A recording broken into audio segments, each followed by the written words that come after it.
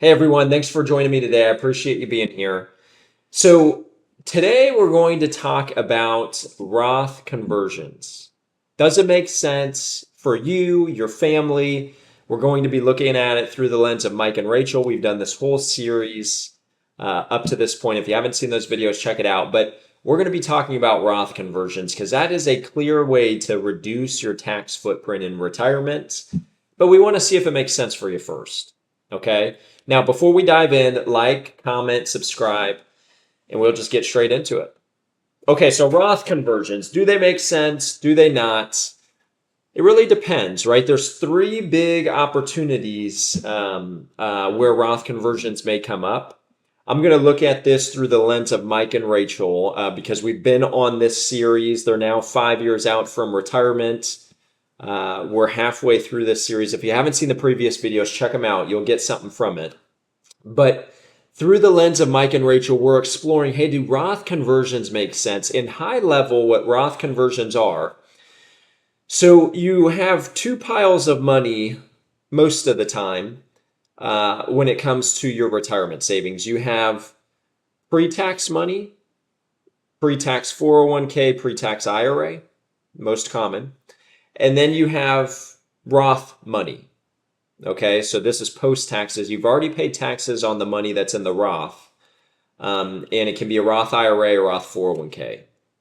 Okay, but you have pre-tax versus Roth. In pre-tax, you paid no taxes on that money going in, but you are going to pay taxes on it coming out. So whenever you pull money out of those pre-tax 401ks and IRAs in retirement, you're going to be paying income taxes on that money, okay? Because it hasn't been taxed yet. And this is most commonly where a majority of people's retirement savings is in a pre-tax 401k.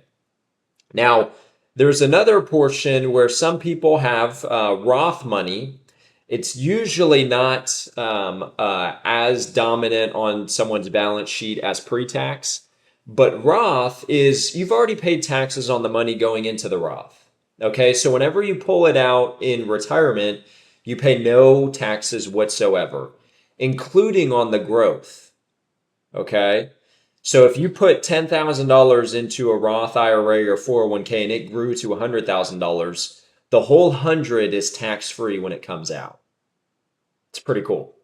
Okay, so keeping that in mind, there is this idea that, well, if I don't have that much Roth today and it sounds pretty attractive and I have a long runway before I wind up taking money out of these accounts, maybe I convert some of my pre-tax into Roth today. That way, if it continues to grow to 100, 120, 150, $200,000, I don't have to pay taxes on any of the growth. I just pay taxes on the conversion today, and then it keeps on growing, and I don't have to pay any taxes on the growth when it comes out.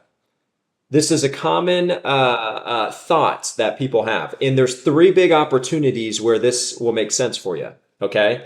So opportunity number one, Mike and Rachel, I'm screen sharing their situation again. Opportunity number one where it might make sense for Mike and Rachel to convert some of their pre-tax money into some of their Roth accounts is if income is down or if they're in a low tax bracket one year. Meaning, look, Mike makes $240,000 year over year. But if he was let go next year and he went half the year without income or he accepted a position where he's making half the amount he was before, then his tax bracket is lower next year than what it's been in past. So maybe it makes sense at that point to make a conversion because the taxes that he would pay on that conversion is lower because he's making lower income. See what I'm saying? So if someone gets laid off or has a low income year, then Roth conversions might make sense for them. Opportunity number two, if the stock market goes down, okay, stay with me here. So for instance, let's look at Rachel's IRA. There's $137,000 in Rachel's IRA, But what if the market went down tomorrow and it goes from 137,000 down to 100,000? Well, she might want to make a conversion because the balance of the account went down, but that also means the balance of the taxes that she will owe went down as well. Okay? So if the market goes down, the tax bill also went down. Now, Rachel can make a conversion for however much money she wants. Okay, I know Roth IRAs are subject to $7,500 per year contribution limits. If you're over 50, it's 8,500. So Roth IRAs are subject to contribution limits, but they're not subject to conversion limits. So Rachel can convert $1,000, $10,000, $100,000 if she wanted to from IRA to Roth. There is no conversion limits, which is pretty cool. Okay, so opportunity number 2, the market goes down. Now, opportunity number 3 is if someone has a large portion of their retirement in pre-tax. Why is that? There's something called RMDs, required minimum distributions. If you've never heard of this, you want to check it out. You want to get with your advisor and ask them why they never told you about this. RMDs, required minimum distributions, if someone has a lot of money in pre-tax, then the IRS essentially forces a sum of money out of their account once they turn 73. Okay?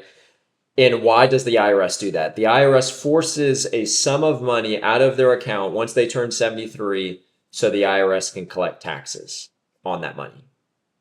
Okay, so it kind of stinks, right? Because if the IRS is forcing money out of your 401k, but you didn't want to draw money out of your 401k that year, you wanted to draw money out of your Roth IRA, then the IRS is just taxing you on money that you didn't even need to be taxed on that year. So it kind of stinks. You want to get ahead of required minimum distributions, RMDs. So let's look for Mike and Rachel. Let's see if RMDs is a big issue or if Roth conversions make sense for them.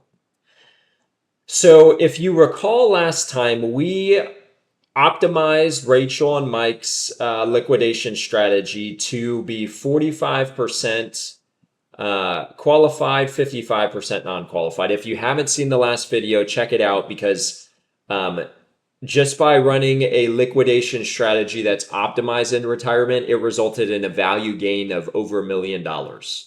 And I'm telling you, if you get your advisor to run some of these optimizers for you, there will be a value gain.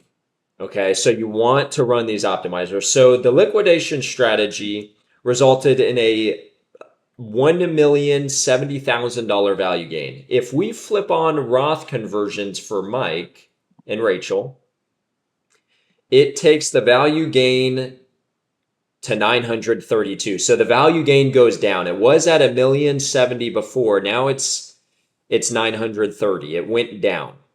Okay, it's actually a value loss. You could see it. So if we flip off the Roth conversions and just keep it how it was before, the value gain's bigger than if we do the Roth conversions. The reason why is because if we look at Mike and Rachel's cash flow in retirement, so Mike retires in 2034, that's the sunset, and then the yellow is taking withdrawals from their 401k and IRA until Social Security kicks in at 70. We had them taking Social Security when Mike turned 70. And the Roth conversions, if we flip off the Roth conversions, there's this orange required minimum distributions. That's what we were talking about, RMDs.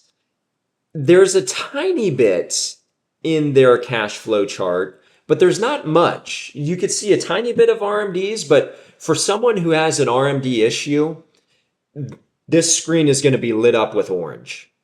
And it's not going to look pretty. Orange is not great. You don't want a ton of orange, and they don't really have much. So that's why Roth conversions don't do a huge value gain for them.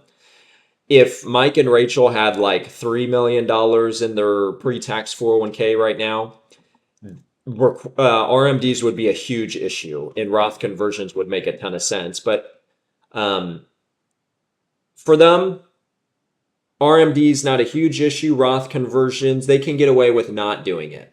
Needless to say, if Mike's income is down 1 year or if the market goes down, that still might be a great Roth conversion opportunity for Mike and Rachel. But those are more opportunistic types of events. It's something that we may entertain when those events come up. Okay, so hopefully this is helpful. Explore Roth conversions with your advisor because it can be a great opportunity to reduce your tax footprint in retirement. And stay tuned for our next video. Mike and Rachel will be 4 years out, and we'll be going through a pretty in-depth decision that they need to make at that point. All right, until next time.